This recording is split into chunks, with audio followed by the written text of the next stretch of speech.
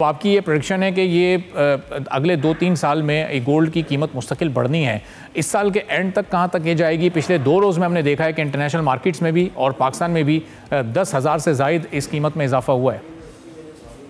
میں نے پچھلے ہفتے ایک ٹی وی چینل میں کہا تھا کہ ہم ایکسپیکٹ کر رہے ہیں کہ گولڈ کی جو پرائس ہے وہ سال کے آخر میں وہ 3,900 سے لے کے $4,000 پر آؤنس پہ ٹریڈ کرے گی. اس کی بیسک وجہ یہ ہے کہ سینٹرل بینک کی جو بائنگ ہے وہ کافی ایگریسو ہے. اس سال کے پہلے کوارٹر میں ہم نے دیکھا کہ 244 میٹرک ٹن جو ہیں سینٹرل بینک نے بائنگ کی.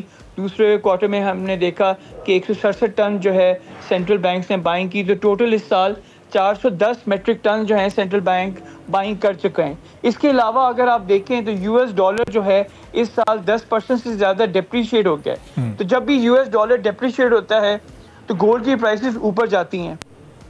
تو میرا خیال ہے جو گولڈ کا اس وقت فنڈامنٹلز ہیں وہ بڑے اسٹرانگ ہیں. سینٹرل بینک کی جب بائنگ ہوتی ہے اس سے کلیئر سگنل ملتا ہے کہ جو ایک گلوبل اکنامی میں انسرٹنٹی ہے، فریجیلٹیز ہے، انسٹیبلٹی ہے، جس کی وجہ سے سینٹرل بینک جو ہیں اپنے آپ کو پوزیشن کر رہے ہیں کہ ہم ایک اسٹیبل ایسٹ میں پوزیشن لیں، اور وہ جو ہے سو گولڈ ہی ہے.